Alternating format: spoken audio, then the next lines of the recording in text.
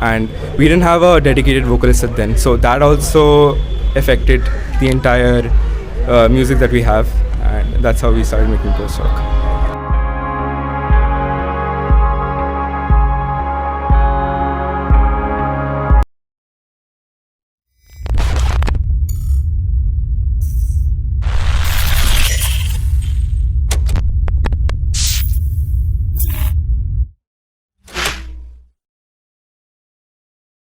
Hi guys, I'm Sritama Mandal, the peer manager of Independent Artist Association, and here I am with Velvet Meets the Time Traveler. I have a short interview for them. So let's begin.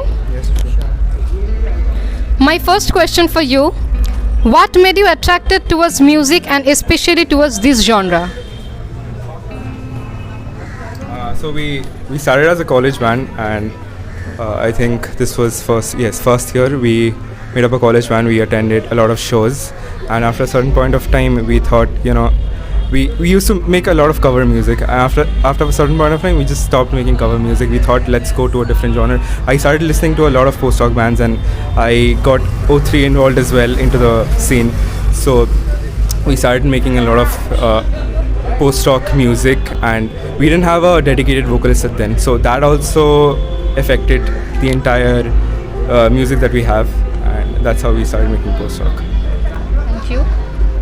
So what statement or story is being presented through your end by this sound, and why is this name given to your band?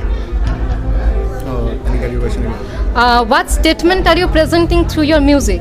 Yeah. And why is this name? So we are actually upholding a lot of social, questions and all, which is right, that's prevalent in the society right now. So primarily, our EP was targeted to a very, dedicated audience. It is basically, we divided into 4 parts. We have 4 songs, so we divided into 4 dreams, and that one dream was in another dream. So in that way, we showcased 4 ways of how you dream and how you can think about a certain aspect of life. For example, the first song is about love, the second song is about missing someone, the third song is actually about loneliness, and the fourth song is actually about the demons that you face in your life. And that's the way we progressed with this. And the band name, it was very spontaneous from our side, because we were going to name our band something else, but then we the first song that we had, the name of the protagonist was Velvet, and he added, we are the time travelers, so it's like Velvet meets the time travelers. Okay. So can you just brief us about your upcoming projects?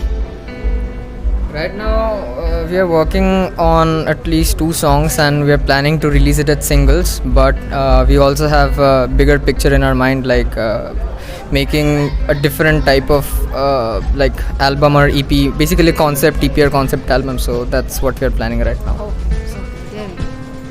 So moving on to some serious questions now. What are the pros and cons according to you that has impacted the music industry before and after the introduction of digital platform? So primarily, you have to see that with digital platform, it's much easier to distribute your music, but at the same time, it comes in volumes. So since it's coming in volumes, even if you are sending in something, if your material is also, even if it's good enough, it'll get diluted over time. So that is specifically why we have this show today, because even if we are independent artists, and even if our music is good enough, even if it's appealing to a certain mass of people, it doesn't really translate to the fact that it will actually be played on radio, or it will be broadcasted on television or anything like that, because it's getting diluted with more and more music, with more and music is getting diversified. Like our genre itself is not really a part of rock, not really a part of metal as well. It's not even a part of pop. So it's a genre where we wanted to target a huge audience, but we actually have a dedicated audience who are listening to ambient music. So in that way, it's actually diluting the music more, like digital platforms. So in a way, you want to say that it's becoming easier for artists to project their albums? It's being easier for artists to project their content, but however it's being The much more uniqueness is getting lost No, somehow. the uniqueness, not the uniqueness. It's actually the, being like popping up, being traced down. Like for example, we had music labels at a point of time, but right now people think that we are independent artists and we can go for like a single. For example, we go for a single, and after that we think that it can pop up. But the thing is that it's not getting popped up because of the mass, like the volume of the number of of the music that is coming out from any part of the country or even the world. I would also like to mention some pros about digital platforms, right? For example, we have been a college band, but we, as a band, we didn't know how to, get into the recording scene, getting our music out into the world. So basically, we became a bedroom musician first, and then we write from our bedrooms, we record in our bedrooms, and then we distribute to the whole world. So it's becoming much easier to connect with the people, distribute our music, basically distribute talents. It's becoming much easier.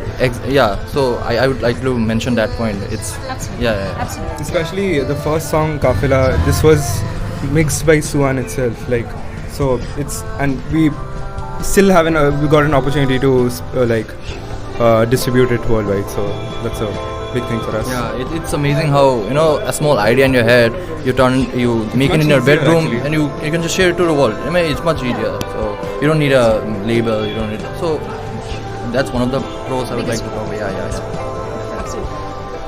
So, the career of musicians before and after pandemic, and how to overcome these difficult times according to you guys? Education, probably that's the best thing you can do. Educate the masses. Not educate the masses, educate yourself. Like for example, we are educating ourselves about other subjects. Like I think two of us are lawyers.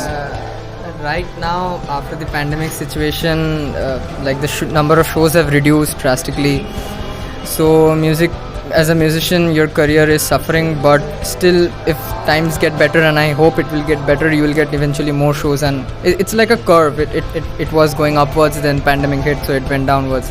And during that period of time, they had to do digital shows or something like that, or teach other students, have lessons, do workshops, online workshops. At least do something to survive. But I think the curve is again gonna go up after everything goes right. The pandemic goes away. Absolutely. So, my last question to you guys. What is the current position of independent music in India and your views to reach to the masses? It's definitely growing at the moment. It's like there are huge bands right now. Like for example, we have bands like Local Train. And as we keep searching, there was priorly it was like a band called Yellow Diaries. They were priorly independent artists, but now they're signed to Sony. But yeah, they made it big, and this is growing. Like people are listening to independent music right now, and the scene is now taking up the pace, and they are actually everyone collectively are projecting towards a much brighter future for independent artists. So it's progressing. Okay. Thank you guys so much. A big round of applause for them. Signing off.